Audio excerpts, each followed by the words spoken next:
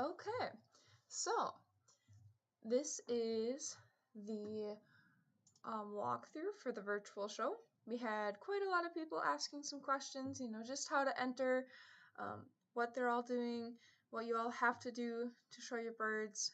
For quail, especially because quail are a bit more complicated than chickens, so figured I'd do a quick walkthrough and just kind of explain everything that's going on. So, this is our website. If you haven't seen it before, I think most of you probably have. This is probably the homepage most people click through. You're going to want to go to this virtual show tab, and this has all of your information on it. So this has, your description, your general show information. We had a countdown going to when entries were open. We kind of explain what's new, and then here's the really important part that you're going to want to look out for. Here are your entry links. So these are what you're going to use to enter the show, and they have different entry forms. This is where you'll put in your information. You'll upload your video or your photos, and then we go into a little bit more detail about what each of the entries mean and some of the requirements. So most of the requirements are basic common sense. Like obviously you want clean, clear pictures. You want the bird to be a majority of the frame. Some of them may not be obvious. So some really big things to look out for is we don't want any personal identification in the photos. So that means we don't want to be able to figure out who entered this bird. So no watermarks. We don't want to see any people's faces in there. Farm names. We also don't want to bias judges by putting in any previous awards. So last year we had a couple people with ribbons or marking cards if they entered from the show. That's not allowed, unfortunately. In this one, we also are going to be a little bit more strict. So we're going to be disqualifying any entry that doesn't fit the requirements. So make sure you double check just as you go through that you're following all of them. The full list is there. They kind of go into a bit more depth. Another thing we had a few questions about were the file sizes, what these numbers mean. I wouldn't worry about it too much. Your average phone picture is going to be right in the middle of there, and it would take a really, really big file size to be bigger than 500 megabytes, like more than a 5K image would. So don't worry too much on there. That's more there for just, fine print. The other thing we had quite a few questions on where what all counts as Photoshop? So the big thing we wanted to focus on for Photoshop is we don't want you to distort the bird in any way. The goal for all of these pictures is for the pictures to represent the bird as much as possible. So we do allow the portrait mode in iPhones. That's completely okay. I know some of the different modes on there, like a landscape mode versus portrait mode, those are okay because those are changing the lens itself and the focal point, not as much, or the aperture, not the focal point, sorry, not as much like the actual picture. And really small lighting changes are allowed. Again, the goal is to get your bird as close to realistic as possible. So if we can look at it and we can see like, okay, obviously they added the color on here, or obviously there's warping of the shape, that's an immediate disqualification. That's really what we're looking out for. Like Snapchat preset filters, most of those are pretty obvious to see, and those aren't allowed. But at little lighting adjusted to make the photos more realistic, especially if you have like a really high ISO on there. You might have, the image might be almost whited out. You can lower the exposure just a little bit to make it more realistic. Those are okay. And then I do have a side note in here. The Google Forms requires you to have a Gmail. That's because when you upload pictures, it's actually pulling from your Google Drive. So if you don't have a Gmail and you don't want to create one, or you really don't want to sign in, you can email your entries to us. So my email is listed up here. You do need to list your name, your year of birth if you're entering in youth, your state, which is optional, your farm name, another optional one. It's required that you say what show you're entering in them.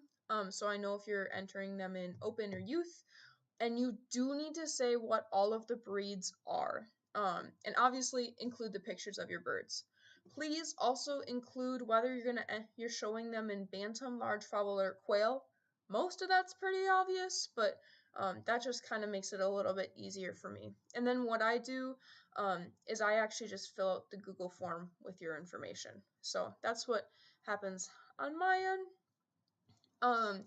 Some of the entry examples from last year's show that were really, really good. These 3 for chickens, and we'll go into a little bit more of the example entry from quail. For chickens, again, you want a side profile view. So you want the side of the bird, and you want to be able to see it from head to toe. So you need to be able to see the top of the comb, the bottom of the feet, and you want it standing as naturally as possible. So all 3 of these are pretty good. The birds are on even ground. The backgrounds are pretty clear. This middle one does have some people in the background, but they're not recognizable in any way, shape, or form. So that's okay. This Polish right here, great example of the bird standing really well, a really clean background, really good focus. Same with this Wyandotte, and the Wyandotte also won a bunch of awards. And as we like to tell people, it's not about photography. A bad picture of a really, really good bird will place higher than a great picture of a really bad bird. But what photography does is it just makes it, it improves your chances of getting higher. Obviously, a really, really good bird taken with a really, really good picture is going to score higher than a good bird taken with a poor picture or shown with a poor picture. So just kind of keep that in mind when you're taking your pictures, when you're submitting it. And again, we're judging the bird, we're also judging the breedership. And you can tell some of that by how much effort you're putting into the pictures.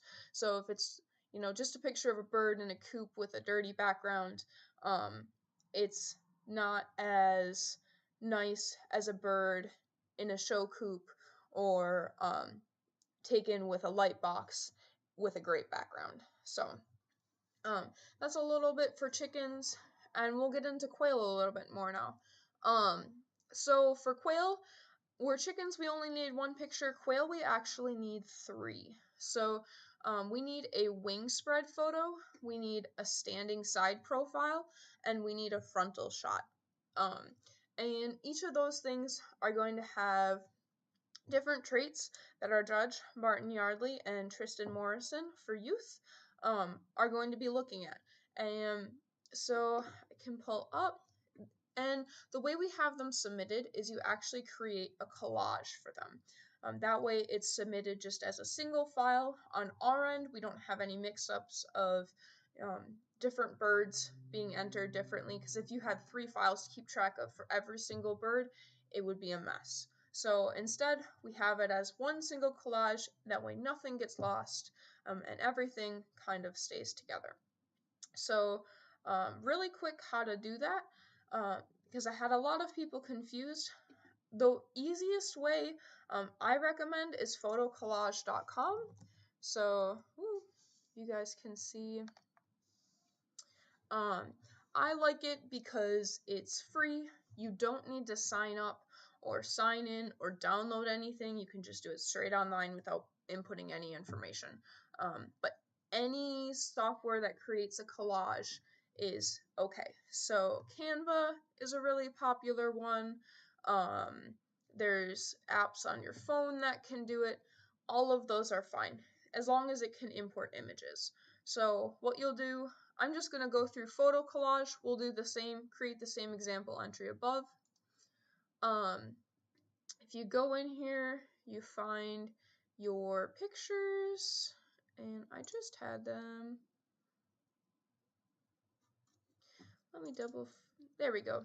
And you're gonna import all 3 pictures. The biggest thing you're looking for is you want these pictures to be about the same size. That way, if our judge has to blow them up or zoom in on anything, he can do that and all the pictures will be zoomed in equally. However else you want to arrange that is completely up to you. So last year, I know we had said for any other mutation, you needed to label it and you need to put wording in here with what the mutation was. So like if it was Pearl Fee, you need to say Pearl Fee or Italian plus Fee in here. It's not required that you do that at all this year. We have a spot in the form and I'll show you in a second. But it is recommended. Just kind of keeps track of it. Helps us to remember which ones are which. It helps you to remember which ones are which. It's up to you. But if you want to add text, you can do that. So I'm just going to put in Pharaoh example entry. Please don't put names at all. Again, we don't want to bias judges at all. The way it works is none of the judges for any show will be able to see who enters what birds, who has entered birds at all, or whose birds are who. So they have no clue until after all of the birds have been placed and all of the awards have been announced. And then we'll be posting on our Facebook page, but they will just see these pictures. So if you don't, the goal is not to include anything in here that'll tell them who it is, for good or for bad. So then once you've got these 3, you can go through and let me figure out, there we go, save as an image. And this is important for all of them. Entry, let's make sure I spelled that right. Make sure you are saving it as a JPG or a PNG. Both of those are image files. So if you're just uploading an image from your phone, they should automatically be in that file type. If you save it as a PDF, you won't be able to upload it. So once you have that saved, you can go back to the virtual show. And again, we're going to go on to these entry forms. We're going to go with Open Quail just so I can show you what it'll look like. And this is just kind of a like a short blurb and an explanation. Again, goes over some of the rules again. If you read through the virtual show page pretty well, I wouldn't worry about this. It'll ask for your name.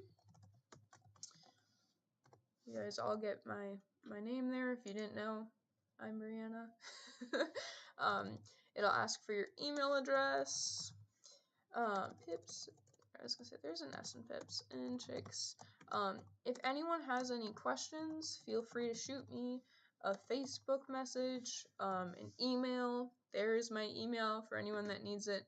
If you go on the website and you click send us a message, you can go through and just type anything in there. And I get notifications on my phone, so I answer that pretty quickly. You can, like I said, Facebook, Instagram, most of them I'll respond pretty fast to. Your farm and business page, so had a couple questions on this, because this is on there for both chickens and quail. It's not on there for youth. If you are entering as youth and you also enter the open show and you put a farm business name for the open show, that'll get put on there. This is basically just saying, like, if I get mentioned on Facebook, if I win an award, I want this to be attributed to my farm or my business name instead of my personal name. And that's up to you. So I'll just put Pips and Chicks in there. State, again, whoa, was not expecting that. My fire alarm is going off in the dorms, so I'm gonna end the stream and I will come back in a little bit.